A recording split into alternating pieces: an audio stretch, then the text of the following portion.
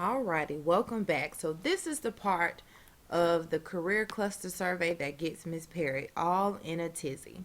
Okay, in order for your surveys to count toward our CCRPI index, and they do, you all have to add your top three clusters to your portfolio. Okay, and I know you're like, what are you talking about, Miss Perry? So basically, you answer all of those questions from your checklist. You checked your boxes. Yes, I like it. You left it open if you don't. But this populates jobs based on you actually adding these bars to your portfolio. Okay, and so I'm going to show you exactly what that looks like. Now, for most of you here, you're going to see something that says your top cluster. And what that means is based on how you've responded to questions in the interest profiler last year and then the career cluster questions this year, it gives you your top cluster. So for me, mine is education, which comes as no surprise. And because I've done this, it's already in my portfolio. So again, for most of you, your top three are based on your responses. So you could literally click on them. For example, I'm clicking on my education bar and you can add it to your portfolio. Now in here you see it says it's in my portfolio. So I'm going to show you how to actually add one. But once you press add in portfolio, then yours will say in portfolio. Okay, so the first thing you're going to do is to add your top three cluster bars. So I'm going to press back.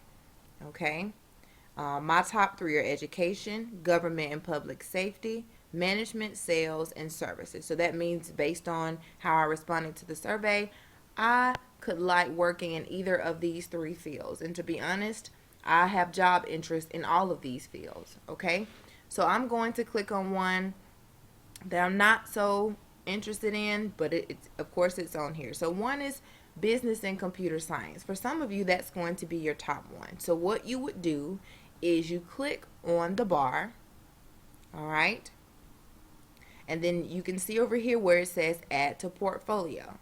All right, so you're actually going to click on add to portfolio, and then it will say in portfolio. After that happens, I want you to press back. You'll press it twice and you'll get back to the original page. Now there may be some of you wondering like, oh my gosh, we pressed back, it's no longer in the portfolio. It's there. So just to show you, I'm going to click on it. See, ta-da, it says in portfolio. Amazing. All right, so I'm going to press back again. Now, again, for most of you, you just need to click on the top three bars and add them one at a time. If you want to add other cluster bars, feel free. You can see for Miss Perry, engineering and technology is down at the bottom. To be honest, there's no point in me even adding it because I am not interested in any field, any job in engineering and technology, although I hope some of my females are. Okay, so once you add your top three cluster bars, now you want to spend some time actually looking at careers under those clusters. Okay, so when I click on education, right over here is where I can click on careers, and it's going to show me all the different types of careers that fall under education. And so what I want you all to do is to actually take time to look at a few of these. I would say at least three jobs to see how much money you could make, how much post-secondary schooling that would require, and that means schooling after you graduate from high school. Let's say I wanted to be a dance therapist. Now, dancing is not really my expertise, but let's just say ballet was something I wanted to do, and I wanted to do therapy in relation to dance. All right, so I could look at everything from what they do. Okay, you could watch a video right here. It tells you how much money you make. So, not really a lot of money, but it's about doing what you love. All right, what to learn. It talks about how much education you'll need. I love this one. I think this is my favorite one. Is it? I do like that it gives you websites that you can visit if you want to get more information about it. but I'm looking for the one that tells you what how it connects to your classes now. Where is it? Okay, I don't see that one. All right, so let's go back and look at another job. Career. I'm just pressing the back button. All right, let's see if what I find under college or university faculty member. Okay? And so it talks about what you would do in this career. It answers the question, is this for you? It tells you what personality type you need to work in this career field. It tells you what type of aptitude you should have. I also like it talks about about the work value. So if you're going to be in this field, you should value having relationships with others and then working independently. Okay?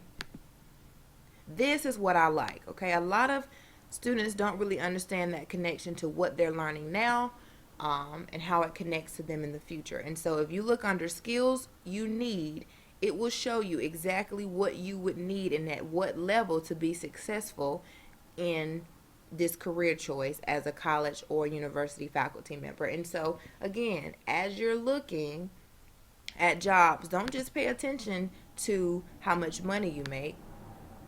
Okay, you also need to be looking at how long are you going to have to go to school after high school, what type of skills you'll need, so on and so forth. Okay, now teachers, advisors, once students add their top 3 career clusters, I need for you to assess and make sure that the information is actually there. So you're going to check in 2 places. So student raises his or her hand and says, I'm done. Okay. What you can have that student do is click on the career planning tab. Okay. If you scroll down and look on the right side under your portfolio, you should be able to count at least 3 career clusters that are saved. If you don't see any clusters over here, then that means the student has not added it to his or her portfolio. So again, advisors, when students say that they are done, you have them click on the career planning tab. You have them scroll on down to the right under the your portfolio box, and you should be able to see save career clusters right here. Another place I need for you to check is going back to learn about yourself. You look in that box and you should see where it says you've completed the career cluster survey. Okay, so advisors, once you check in those 2 places, students can continue to peruse and look at different job choices, career interests and fields, and then the students who need to complete the interest profiler can do that. Alrighty, good luck, and I hope you all do extremely well with this. I'm sure you will. Thank you.